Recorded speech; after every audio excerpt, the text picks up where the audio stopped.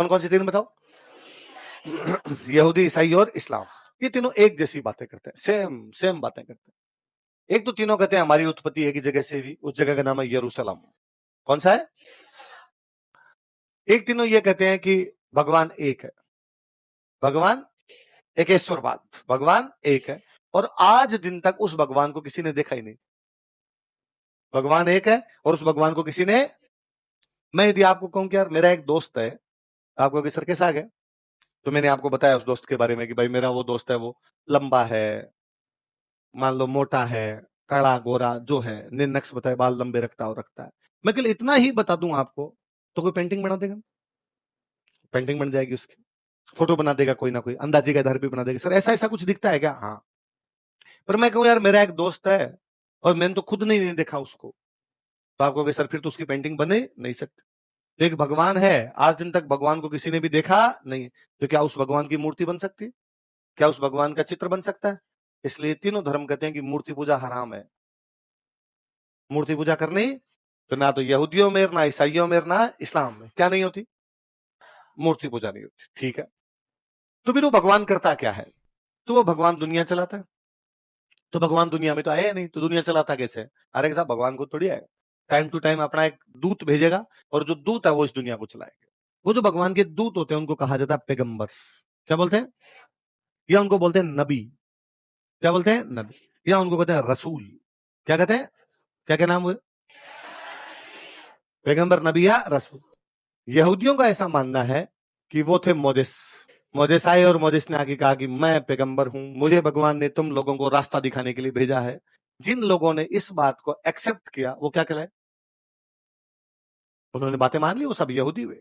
थोड़े दिनों बाद मोजेस ने कहा कि ठीक है, सब कुछ जो गड़बड़ियां थी संसार में दूर हो गई, ये बातें फॉलो करनी है, और अब मैं चलता हूं दुआओं में। लोगों ने कहा सर आप चले जाओगे फिर रास्ता कौन दिखाएगा, हमें डायरेक्शन कौन दिखाएगा, हमें कौन बताएगा सही क्या और गलत क्या? उनका अब मैं एक बुक में पूरा सिलेबस लिख के जा रहा हूं, पढ़ लेना इस बुक को। उस बुक का नाम है ओल्ड टेस्टामेंट। क्या नाम है? सर कब पढ़े इस बुक को? का सैटरडे को पढ़ना। पवित्र पुस्तक पवित्र दिन पढ़ी जाए, और वो पवित्र दिन ये क्या मानते हैं? सैटरडे। जिन्होंने इस बात को माना वो क्या कहलाए? यहूदी। और मोजेस कह के गए कि मेरे 1000 साल बाद नया दूत आएगा। कब? 1000 साल बाद आए ईसा मसीह। कौन है? जिनको आप कहते हो जीसस। और उन्होंने कहा कि भाई मैं पैगंबर हूं। जिन लोगों ने इस बात को एक्सेप्ट किया वो क्या कहलाए? क्या कहलाए? ईसा। ईसा मसीह ने दुनिया में जो भी गड़बड़ियां आ गई थी उनको दूर किया। फिर एक दिन ईसा मसीह ने कहा कि चलता हूं दुआओं में, जाते जाते एक किताब देगी न्यू टेस्टामेंट, इसी को बोलते हैं बाइबल। क्या कहते हैं? कब पढ़े सर? एक पवित्र दिन आएगा, संडे। कौन सा आएगा? मेरे 1000 साल बाद नया दूत आएगा। ठीक है साहब। इस बार 570 साल बाद आए मोहम्मद साहब। कितने साल बाद? और मोहम्मद साहब ने आके कहा कि मैं पैगंबर हूं। लोगों ने कहा नहीं सर, पैगंबर तो कितने साल बाद में आता है? 1000। आप कितने साल बाद में आ गए? मोहम्मद साहब ने कहा भाई पैगंबर क्यों आता है? कि दुनिया की गड़बड़ियों को दूर करने के लिए। कौन भेजता है? भगवान।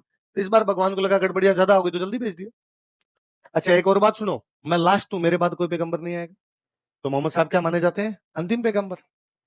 वो एक बुक दे के चले गए, वो कौन सी हो गई? कुरान।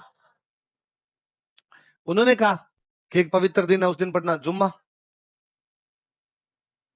तो कौन सा हो गया? शुक्र। एक भगवान, एक दूत, एक किताब, एक पवित्र दिन, एक ईश्वरवाद। क्या है? मोनोथीज्म। सब कुछ एक, भगवान एक है, उसको किसी ने देखा, इसलिए मूर्ति पूजा। वे तमाम धर्म, वे तमाम संप्रदाय जो मूर्ति पूजा नहीं करेंगे वो किताबों की पूजा करेंगे।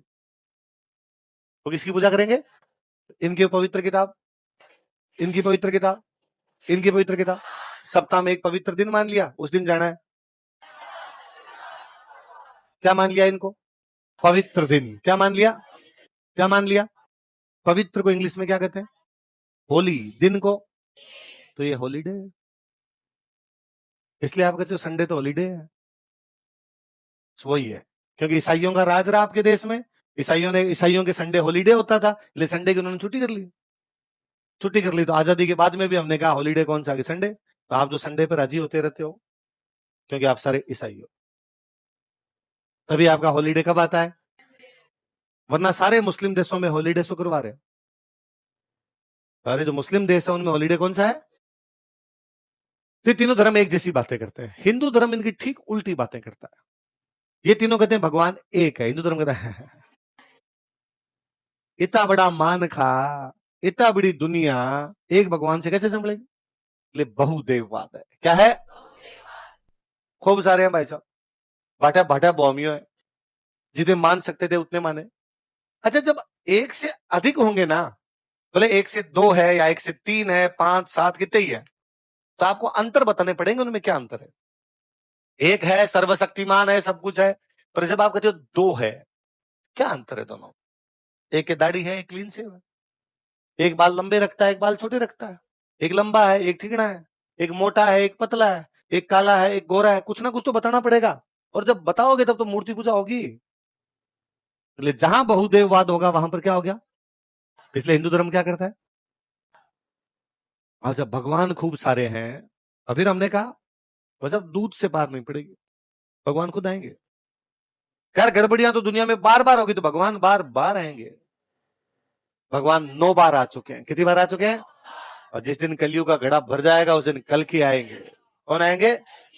और सारे पापियों को मार देंगे, दुनिया में केवल सज्जन बचेंगे। कौन बचेंगे? सज्जनों का युग होगा सतयुग। क्या होगा? फिर आएगा त्रेता, फिर आएगा द्वापर, फिर आएगा कलयुग, फिर आएगा सतयुग, फिर आएगा त्रेता, फिर आएगा द्वापर, फिर आएगा साइक्लिक फॉर्म, चक्रीय श्रृंखला में घूम रहे हैं हम, ऐसा हिंदू धर्म मानता है। फिर एक किताब से पार भी नहीं पड़ेगी, इसलिए किताबें भी खूब सारी। फिर एक पवित्र दिन से भी पार नहीं पड़ेगी, इसलिए सबके अलग अलग है। सोमवार को शिव जी है, मंगलवार को बालाजी है, बुधवार को गणेश जी है, गुरुवार को बृहस्पति है, शुक्रवार को संतोषी माता है, शनिवार को शनि भगवान है, रविवार को फिर भी कम खत्म नहीं हुए, तो अष्टमी को फलानी माता जी, नवमी को फलाने, मावस को ये, तेरस को ये, सब अलग अलग करने पड़े। तो भारत में बहुदेववाद है। क्या है? और इसी बहुदेववाद ने, या इसी विविधता ने, या इसी डाइवर्सिटी ने, बहुलता ने भारत को बचा लिया। वरना ये दोनों धर्म, ईसाई और इस्लाम, कौन कौन से, जिस जिस देश में गए उसको पूरे को अपने धर्म में रंग दिया। ईरान में एक धर्म हुआ करता था पारसी। कौन सा था?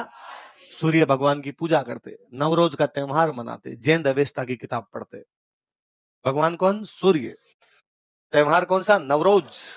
बुक कौन सी? जैन अवेस्ता। इस्लाम आया, का सिलेबस चेंज। जब जैन अवेस्ता नहीं पढ़ोगे, आज के बाद तुम कुरान पढ़ोगे, सूर्य की पूजा नहीं करोगे, अल्लाह की पूजा करोगे। आज के बाद पूरा का पूरा देश इस्लाम में कन्वर्ट हो गया। जहां जहां ईसाई गए, पूरा का पूरा देश ईसाई धर्म में कन्वर्ट हो गया। राजा ईसाई बना, पूरी पब्लिक को ईसाई बना गया। ये था राजा। ये दोनों धर्म भारत में आए, ईसाई भी आए और इस्लाम आए नहीं, लंबे लंबे समय तक राज किया। उसके बावजूद दोनों भारत में खुद माइनॉरिटी है, ईसाई भी और इस्लाम भी। क्या बदलते हैं? किसको बदलते हैं? यहां आए दोनों, आके उन्होंने भी कहा होगा आज के बाद तुम राम की पूजा नहीं करोगे।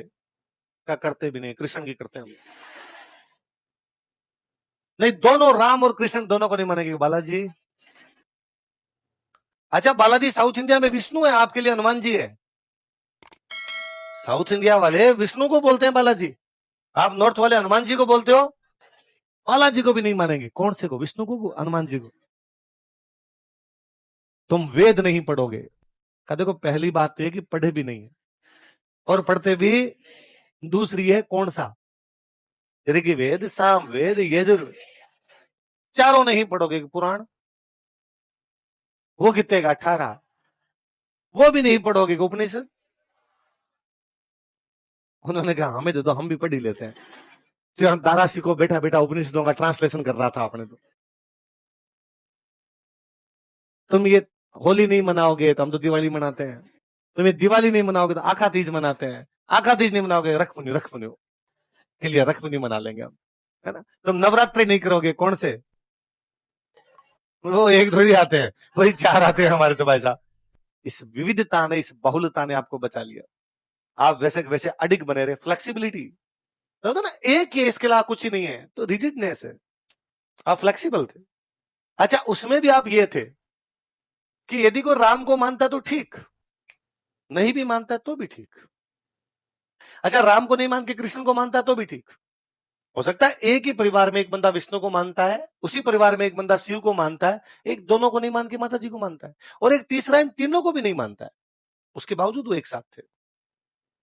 वास्तविक भी थे, वो नास्तिक भी थे, वो भगवान को मानते भी थे, भगवान को नहीं भी मानते थे, उसके बावजूद सबका सम्मान था। वो अपने विचारों में क्लियर थे एकदम पूरी तरीके से, उनमें किसी प्रकार का कोई रिजिडनेस, किसी प्रकार का थोपना, किसी प्रकार की कट्टरता नाम की कोई भी चीज।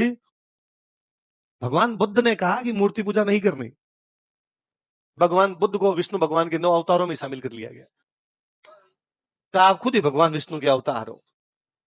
भगवान बुद्ध ने कहा मूर्ति पूजा नहीं करनी। भारत में सबसे पहले जिस व्यक्ति की मूर्तियां बनी भगवान बुद्ध है, और जैसे मरे हमने कहा लो भगवान बुद्ध की बनाओ, सबसे पहले उनकी हमने मूर्तियां बना ली। हम बड़े फ्लेक्सिबल लोग थे इस मामले, कपड़े, भाषाएं, हमारे 30 त्योहार इतने ज्यादा थे कि उसके मिटने की कोई संभावना नहीं। और जब हम नहीं मिट पाए तो अगलों पे दबाव आया, अगले जब यहां रहे तो वो फिर हमारे जैसे बने। इस्लाम कहता है कि अल्लाह के सब बंदे बराबर है, किसी प्रकार की ऊंच नीचे, किसी प्रकार की जाति नहीं। भारत भरा पड़ा है मुसलमानों की जातियों से। जो हिंदुओं में जातियां वो सारी की सारी मुसलमानों में, जो हिंदुओं के अंदर कुरूतियां ऊंच नीच छुआ छूता वो सारी की सारी मुसलमानों में। इधर से उधर ही गए, विचार सेम लेके गए, किसी प्रकार के कोई बदले उन्होंने किसी प्रकार के विचार ही नहीं बदल पाए। इस्लाम कहता है अल्लाह के अलावा किसी की पूजा नहीं हो सकती। भारत में मुसलमानों ने सबने सूफी संतों की दरगाहें बना बना की पूजाएं की। पीर बाबा जगह जगह है, हर 5 किलोमीटर चलते कोई ना कोई पीर बाबा है। इस्लाम कहता है संगीत हराम है, संगीत गीत नहीं गाए जा सकते। यहाँ भाई साहब दरगाह में जाओ, मौला मेरे भर दे झोली मेरी ये मोहम्मद जाए ना दर से तेरे कोई खाली, तो पूरा सिस्टम ही चेंज हो गया। बताने का कुल मिला के मतलब ये था कि आगे हम जो पढ़ेंगे उसमें अब तक जो हम नियम काम ले रहे थे वो नियम काम आते। आगे हम पढ़ेंगे कि पैगंबर मोहम्मद साहब ने अल्लाह से मुलाकात की। इसका मतलब पैगंबर मोहम्मद साहब अल्लाह नहीं है, वो अल्लाह के दूत है।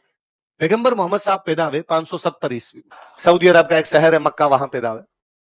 पैगंबर मोहम्मद साहब ने अपनी बातें बताई मक्का में, कुछ लोगों ने मानी, कुछ लोगों ने नहीं माने। जो नहीं मानी उन्होंने विरोध भी किया। विरोध किया तो पैगंबर मोहम्मद साहब को लगा यार विरोध अपने लोगों से कहा क्यों लड़े। तो पैगंबर मोहम्मद साहब 622 में मक्का छोड़ के चले जाते हैं मदीना। कहां चले जाते हैं? कहां से कहां? सऊदी अरब का एक और शहर। हिंदी में एक जगह से दूसरी जगह जाने को बोलते हैं विस्थापन। क्या बोलते हैं? इंग्लिश में इसी को बोलते हैं माइग्रेशन। क्या बोलते हैं? अरबी में यही होता है हिजरत। क्या होता है जब आप एक जगह से दूसरी जगह जाते हो, उसको क्या बोलते हैं?